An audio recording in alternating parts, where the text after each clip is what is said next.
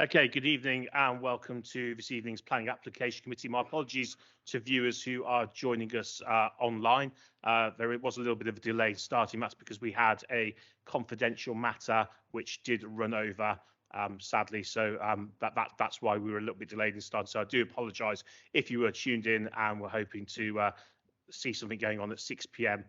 Precisely. I'll now open the meeting by going through tonight's evacuation procedure. So a fire drill is not expected, so if the alarm sounds, please evacuate the building quickly and calmly. Please use the stairs and do not use the lifts. Once out of the building, please gather outside the Virgin Money building, formerly the Yorkshire Bank, on the opposite side of the road. Exit by the door by which you entered the room or by the fire exits, which are clearly indicated by the standard green fire exit signs. If you need any assistance in evacuating the building, please make yourself known to a member of staff. The meeting is being recorded for future publication on the council's website. Please can I ask that you turn your mobile phones off or at least make sure they are on silent. Okay, item number 2, I have a number of apologies. So I have apologies from Councillor Markham, Councillor Pandha, Councillor Smith, Councillor Shepherd and Councillor Cape. And thank you for Councillors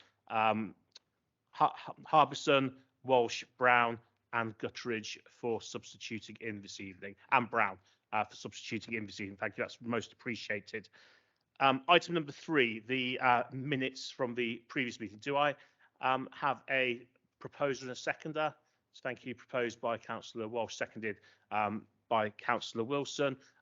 All those in favour of the minutes, or writing the minutes in? Yeah, thank you, that's unanimous. So I'll sign the minutes off.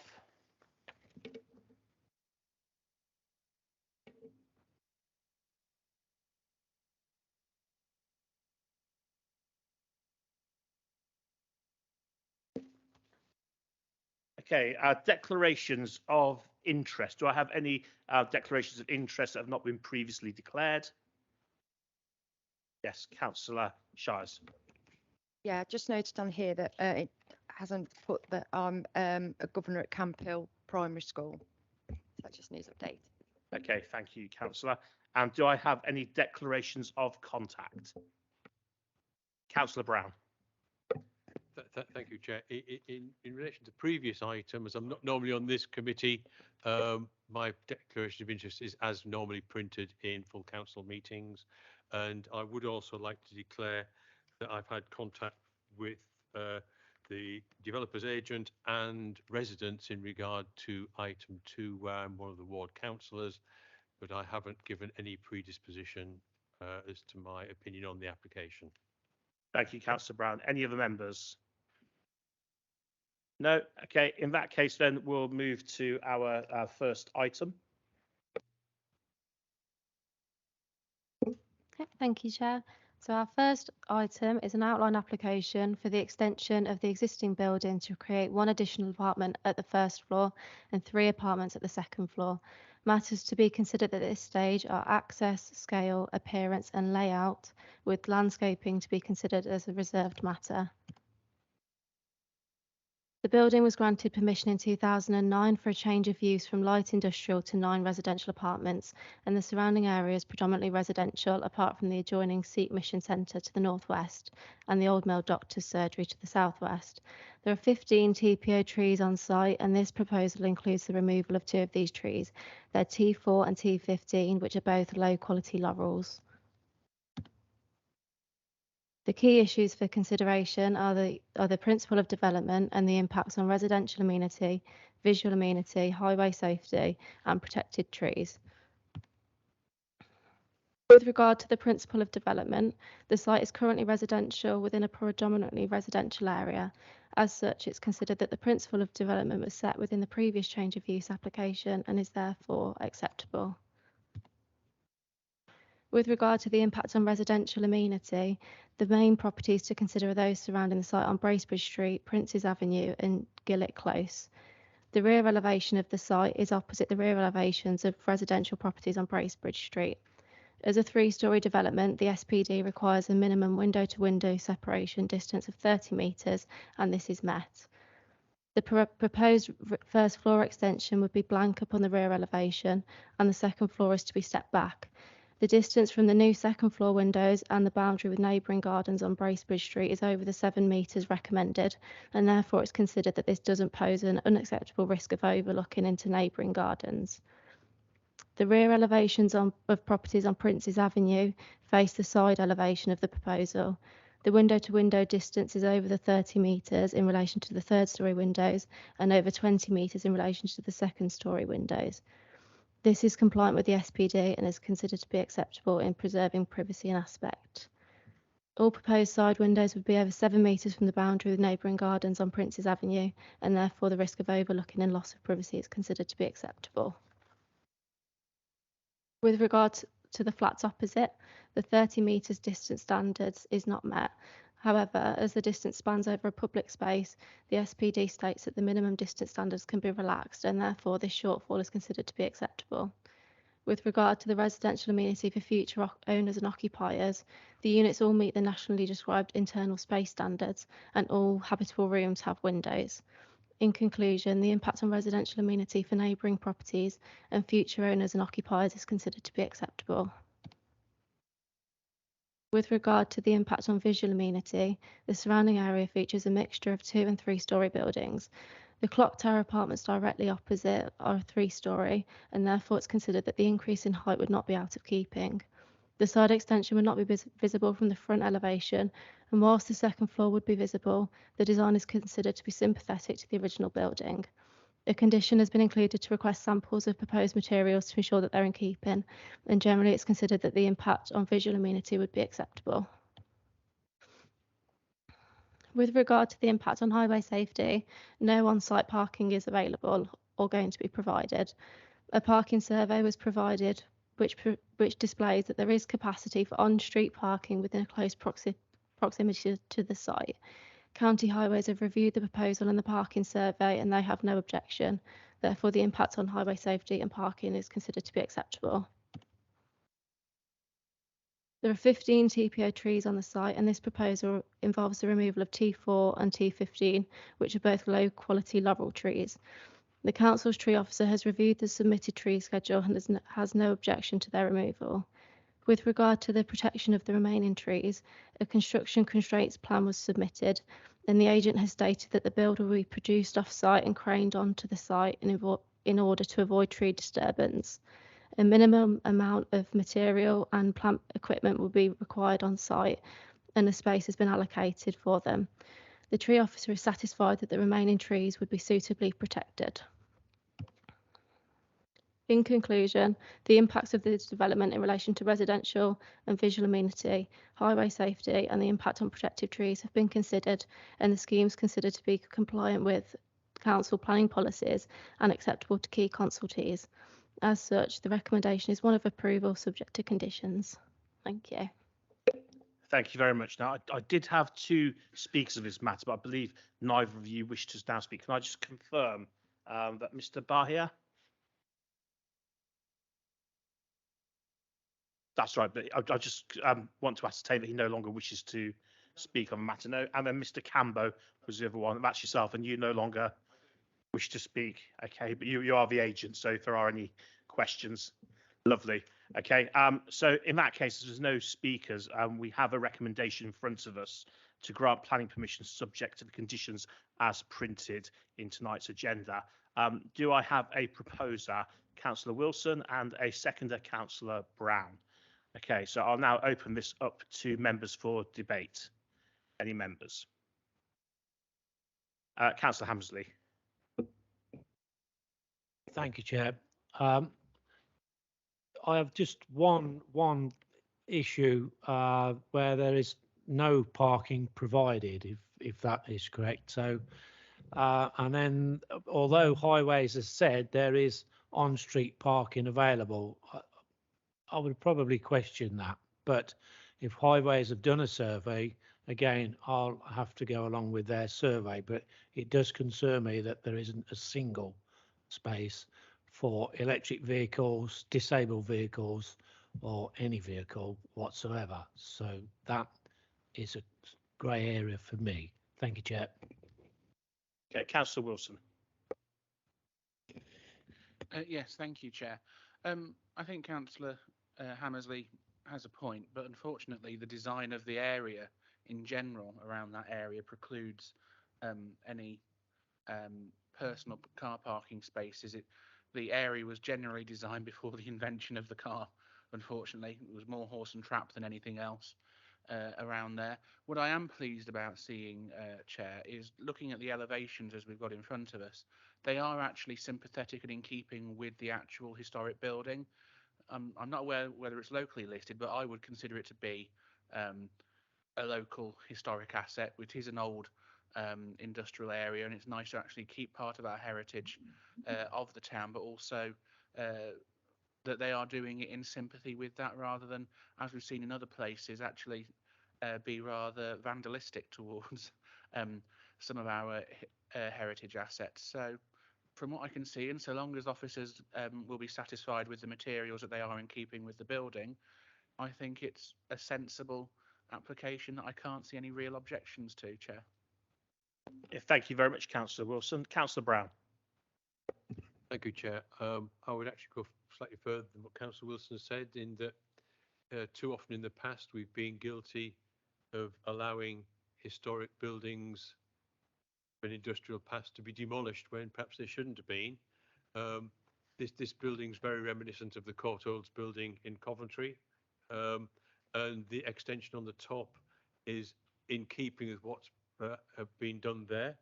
I think it's actually a very good outcome if we manage to match the materials, and you know, the overall elevation actually enhances the building to a degree. So I'd be more than happy to see this go ahead.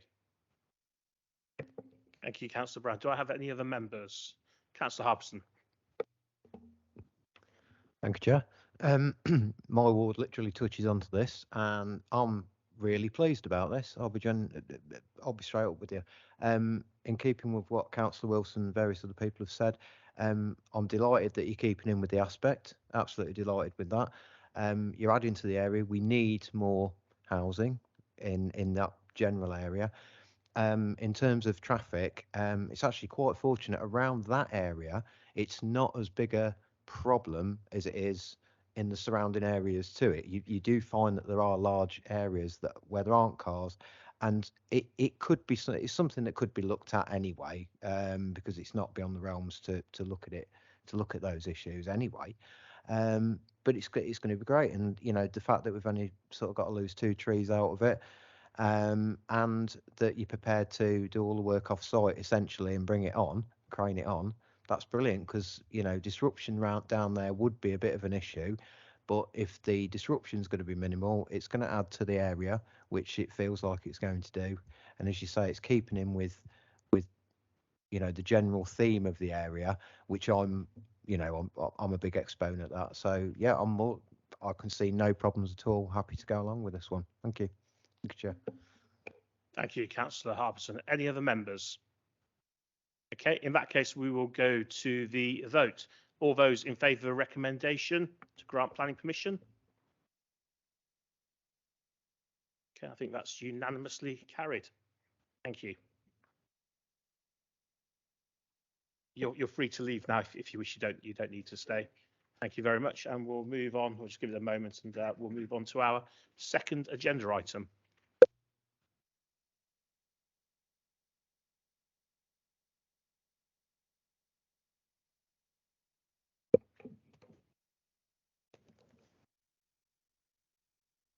So our second item is an outline application with all matters reserved apart from access for the erection of industrial units for use classes B2, B8 and E with associated access, service yards, parking, landscaping and drainage infrastructure. The site is an expansion to an existing industrial park to the south. Prologis Park currently contains large warehouse buildings set within Pilgrims Walk, a loop road which provides access to the A44 and junction 3 of the M6. To the west of the site is an existing residential site, and to the north is New Road connecting Kersley End with Ash Green. There are fields which are undeveloped and leading up to the M6, and to the east is the Countryside Park. The park is a nature area with grassland, woodland, lakes and a marked footpath. Access to the site is proposed from Pilgrims Walk. The site lies entirely within Flood Zone 1 There's an existing pond close to Pilgrim's Walk on the southern edge of the site and a drainage ditch within the landscaped area to the south and east of the site. The site is also at very low risk from surface water flooding. The site is one of the designated employment sites within policy DS5 of the Borough Plan, known as EMP3 Prologis Extension. The proposal is an outline with all matters reserved apart from access. The core development zone is proposed to consist of a maximum floor area of 25,000 square metres, up to 3 buildings, with a maximum height to ridge of 18 metres. A mix of B2, B8 and E uses are proposed. The key considerations for this proposal are the principle of development, compliance with the concept plan, employment growth, impact on the green belt, the impacts on residential and visual amenity, the impact on highway safety, the impact on flood risk and drainage, health, noise and contamination, ecology and biodiversity, and the impacts on heritage and archaeology. With regard to the principle of development, it's considered that this has been established through the Borough Plan site allocation EMP3.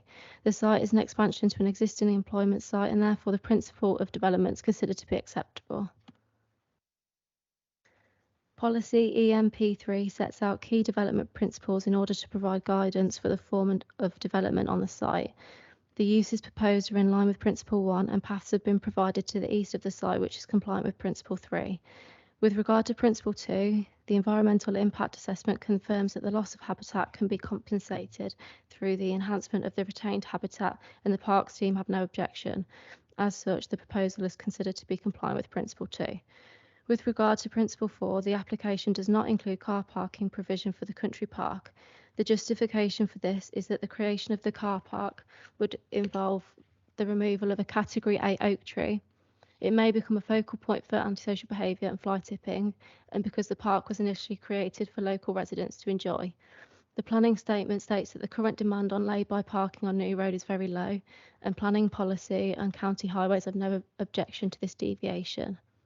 Policy EMP3 states that vehicular access is to be provided from Pilgrim's Walk, and the scheme is compliant with this.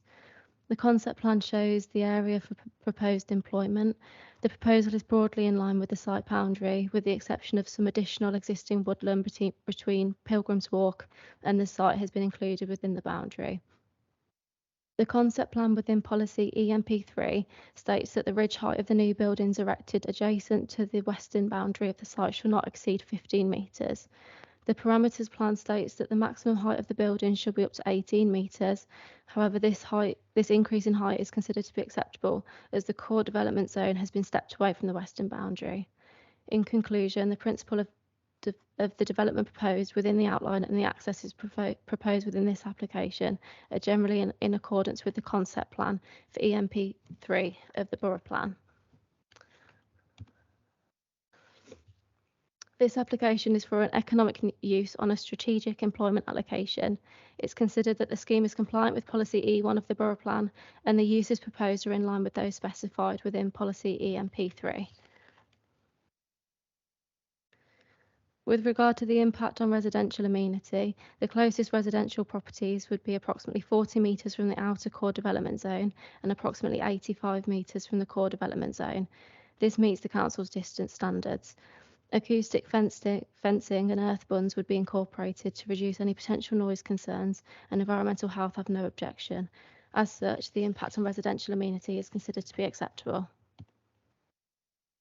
With regard to the impact on visual amenity, the concept plan does not advocate a particular design style. However, the architectural appearance of new buildings is expected to positively respond to the existing design context and height. The exact design is to be considered as a reserved matter. However, as the site is an extension to an existing industrial estate, it's considered that the additional units would be in keeping with the nature of the area.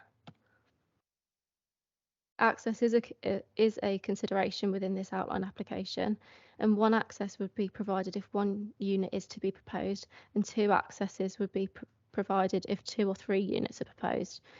The access or accesses would be adjoined to Pilgrim's Walk as suggested within policy EMP3. Cycle and pedestrian access is also to be provided to the east, linking New Road to the north, Pilgrim's Walk to the south and the country park to the east. County Highways have no objection to the scheme and are satisfied with the access arrangements. With regard to flood risk and drainage, a flood risk assessment and sustainable drainage assessment was submitted as part of the application. Surface water drainage would be to an existing ditch within the site, and County Flood Risk Management were consulted on the application. They've responded with no objection subject to conditions. With regard to health, Warwickshire County Council Public Health have provided comments but raised no objection. Questions were raised with regard to wider cycle provision. However, this wasn't requested by County Highways, County Infrastructure or the County Cycle Officer. Other topics raised include staff shower provision, walking to work initiatives, working hours for employees and provision for food and snacks. However, these topics are considered to either be not applicable for consideration at this stage or outside of the planning remit. A noise assessment was submitted and the proposal incorporates acoustic fencing and an earth bund.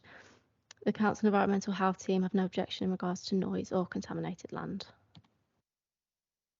With regard to ecology and biodiversity, the Council's Parks team have no objection to the scheme subject to conditions. The EIA confirms that the loss of habitat can be compensated through the enhancement of the retained habitat surrounding the development, and new ponds would be created within the site. Protected species can be suitably protected throughout construction phases, and the existing pond to the south of the site would also be retained. Further details of tree retention and removal have been requested via condition, and landscaping is to be considered as a reserved matter. The proposal wouldn't affect any designated heritage assets, and the site was removed from the green belt when it was established as a strategic allocation. County Archaeology have no objection as the site was subject to an evaluation in the late 90s. In conclusion, the site is an allocated employment site within the Borough Plan, and the proposal is broadly in line with the concept plan and key development principles for the site. No Section 106 requests have been submitted by consultees, and therefore the recommendation is one of approval subject to conditions. Thank you. Thank you. I have two speakers on this, so we'll hear them first. First one is Councillor Condacor, who's speaking in objection. Thank you very much, Chair. We all need jobs in this borough, and obviously employment allocations are always very important. But the trouble with an outline application is we've got no details as to what we're getting for the loss of green belt. And there's lots of issues around this. I mean, I really don't like the red line going above all the woodland areas, because that actually means it's in the scope of the applicant to do what they want in that area. And I don't like the very large amount of hard surfacing. We've got all these roofs and all the car parking, which not only has drainage issues, but yeah, we're realising more and more about the impacts of climate change, and particularly with the roofs being 3 metres higher than the borough plan suggested they should be. I really do think we need to be insisting on green roofs, solar panels. Obviously on the north side, maybe green roofs, on the south side, solar panels. And if you looked at one of the earlier diagrams, one of the other Prologis sites has a lot of solar panels on the roof in a sort of mouldy pattern. And I think we should be replicating that on this to be best practice, particularly as we're insisting on EV charging points. And if you went back a few slides, there's a nice one of the aerial plan. And I really think we should be going back to the same as, I think it's the one before that. The one before that, is it? That one before that? There it is. The site below has got a nice speckled thing of solar panels on the roof. And I think we really need to be insisting on solar panels on these industrial units, because it's going to be a very large area, and adding solar should be a no-brainer for our sustainable borough. Also, cycling. The cycling officers do not have time to comment on these applications. They commented on the borough plan and suggested all the stuff we need. And I think we can't allow us to miss out on funding for cycling infrastructure, particularly because New Road's actually quite a nice road to cycle along if it isn't too busy and too fast. If you look at the Strava maps, there's quite a lot of people cycling in this area, and we really need to be encouraging people to cycle into these industrial estates, which means we need some funding for off-site stuff. So I leave you to ask questions about cycling and the solar roofs and green roofs. Thank you, Chair. Thank you, Councillor Condacor. I now have the agent, Mr. Stojsavljevic, who will speak.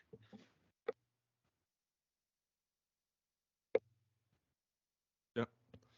Thank you, Chair. My name is Stefan Susavovich from Delta Planning. We are the agents for this application. We're delighted to be bringing forward this proposal to you this evening, which will deliver the final phase of the highly successful Pelage Park Coventry in line with the local plan strategy. This application has been submitted in outline with all matters reserved except for access. If approved, reserved matters submissions will follow on very shortly as there's already occupier interest in this site. The proposed outline details before you have resulted from extensive consultation with your officers, together with engagement with local residents and ward councillors. As part of these consultations, Prologis understands its continued duty to protect the amenity of local residents, as they have done since the inception of Pelage Park Coventry. To protect residents against any noise or visual impacts, we are proposing a 40-metre buffer of landscaped area at the western site boundary, adjacent to the houses along Mercer's Meadow, including a 4 to 5 metre landscape bund with significant tree planting. A further 50-metre standoff between the landscaped area and the main building is also proposed. This area will only be used for car parking and ancillary offices. Any buildings in this zone will be no higher than 10 metres. It should be noted that the existing unit to the south of Mercer's Meadow is significantly closer to the houses than the proposed scheme would be. Various other noise mitigation measures are also enshrined in the outline proposals. Prologis are also committed to enhancing the provision of trees and ecology on this site. After consultation with your tree and parks officers, we have minimised the loss of trees along the site boundaries and have upgraded the footpath link from the site to the countryside park. As you'll see on those plans, the red line around the footpath leading into the country park will be upgraded from New Road onwards, and also to the south of the core development area. There will be a no-dig footpath running along the south of the site. You'll be aware that the local plan suggests the inclusion of a car park to the north of the site. In consultation with officers and ward members, however, this has been omitted over concerns relating to antisocial behaviour and fly tipping. Furthermore, it should be noted that the park is a local facility and simply not appropriate to encourage users to drive there. There are footpaths to access the park. We very much welcome the officer's recommendation for approval and note there are no technical objections from any statutory consultees, including highways and drainage. Overall, we feel this proposal brings significant benefits that deliver substantial capital investment, as well as job creation, which, based on the standard employment ratio, is in excess of 350 jobs, and accords with the economic strategy of the local plan. We therefore hope you'll support this application. Thank you for listening. Thank you, Mr. Stoistavovich. Can I ask any members, do you have any points of clarification that you would like to ask? Councillor Green. Yes, Chair. As I'm new, I just wanted to clarify, why is there no Section 106 request on this?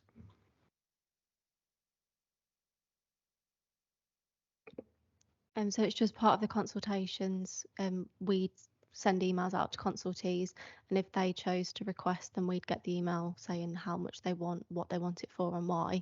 And it was just with this particular case, no consultees came back with any requests. Okay, any other points, further points of clarification? No? Okay, in that case, we will move to the recommendation in front of us, which is to recommendations to grant planning permission subject to the conditions as printed. Do I have a proposer? Okay, thank you, Councillor Wilson, and a seconder. Thank you, Councillor Hubson. Okay, I'll now open the floor for debate. Any members? Councillor Brown. Thank you, Chair. The intended use of this site for development predates the borough plan. It was always intended when Prologis acquired it that it would be developed as units. As I understand it, it was just the demand at the time wasn't there. Now the demand is there. So residents have had the use of this site as an asset, if you like, a temporary asset on loan, probably almost 2 decades. I have to say that when the site as EMP3 came forward as part of the borough plan, as local ward member, I received literally no correspondence from residents at the time about the inclusion of this site in the borough plan. So I think that is significant. And clearly people who've moved into Mercer's Meadow, which is being constructed in the interim, would be aware of the fact that it was going to be developed. If they weren't aware it was going to be developed, then that's the problem for their conveyancer, who should have made them aware, not for the developer now wishing to do it. I will say that the consultation from the developer on this site has been exemplary, in that they consulted wider than they needed to, and there's evidence that they genuinely listened to the responses they got and amended the proposed layout to move the buildings to the east of the electric lines as a result of residents' responses. And there was also some movement on the access ways and the inclusion of the path along the southern boundary and things like that, in response to things that residents raised. Now, I do accept that residents have got genuine concerns about noise that could be going on site, but clearly that's something that needs to be managed by condition afterwards. And if the development of this site matches the development of the rest of the site, then it is an excellent, well landscaped, well maintained development that actually employs more people than the colliery on site ever did. I think they're all valid points on this, and I think it's also very good that the access is entirely through the existing industrial park, that there will be no access onto New Road, which, as Councillor Condicor's pointed out, is often already quite busy. So again, it's protecting the residents in nearby Kersley and Ash Green from the HGV traffic that will come, which is all intended to go down Whining House Lane. I think the omission of the car park that was mentioned at the entrance to the country park was a valid point. Historically, there's been an awful lot of fly tipping at that point. This council has worked really hard to eliminate that and creating a larger space that's off-road, which the developer wouldn't be responsible for managing, and would invariably lead to an increase in fly tipping and antisocial behaviour. So again, I see a logic in what's being proposed. So overall, although I do recognise that residents will have concerns over this, and residents have raised concerns to do with the proximity of the site to their houses and things like that, these have all been addressed. And the site was in the borough plan, and literally nobody came to me about this site during the borough plan consultation. So I think we need to go with this. Thank you, Chair. Thank you, Councillor Brown. Any other members? Councillor Hammersley. 350 jobs, wonderful for the local area, and it's nice to hear that you have done your research in the area, you've pleased the locals, you put the relevant sound deadening banks in, and you're going to develop with trees. So it's really nice that a developer has listened, because normally we only get complaints. I will be all for this application. Thank you. Thank you, Councillor Hammersley. Any other members? Councillor Wilson. Thank you, Chair. I think we have to be very specific about this application, because I think it's been alluded to by one of the speakers before committee, that in trying to say that this is a development in Green Belt, it isn't. It was removed from the Green Belt as part of the borough plan. Now, many of us on this side of the chamber have our problems with the borough plan, myself included, but legally the site is no longer in Green Belt, so it would be wholly inappropriate to describe it as Green Belt development. It is not. I think we also have to be very careful about talking about designs of the buildings at this stage. This is an outline application, and the final designs, siting of the buildings, etc., will all come through the detailed matter stage. That may be fairly quick, as the agent has said, but that is still not really for us to consider at this stage. What we have to consider is the principle of development and the access. The access has been clearly demonstrated and has been signed off by Highways as being viable and will work. And the site already has a presumption in favour of development on it by virtue of the planning inspector's decision with the borough plan. So really, unless there are any significant other objections that would outweigh them, I can see no reason to vote against this. I am pleased that it will bring 350 jobs. I think we need to remember in this borough that whilst the Warwickshire average of GVA is £34,000 per person, actually in Nuneaton and Bedworth it is £17,000, which is half of the Warwickshire average. And hopefully, if we can bring in some high-skilled, higher wage jobs through this development, then that will improve the lives of the residents that sent us here to represent them, and actually improve the overall economy of Nuneaton and Bedworth in particular, as it is a Bedworth site. So I think it is an application worthy of support, and I will be supporting it, but we need to make sure that we are very careful in the terms that we use, Chair. It is not greenbelt development, and the other issues can be looked at as part of the reserved matters detailed stage. Thank you. Yes, thank you, Councillor Wilson. Some of those points I was going to bring up in my summary, particularly the reserved matters and the greenbelt. So you've kind of picked me to the post, but that's not a problem. Yeah, and I think it's something we all need to take on board in terms of where this application is at. I mean, this is just the outline proposal, but it is within the scope of the borough plan. That land was removed quite a while ago from the greenbelt, so it cannot be considered or discussed as greenbelt. So I appreciate its terminology, but it's easy to slip into. But I think we have a duty, particularly as members of the Planning Application Committee, to use the correct sort of terms and to avoid terms like greenbelt, because it really isn't. So I'm going to move on then to our next speaker, which is Councillor Walsh.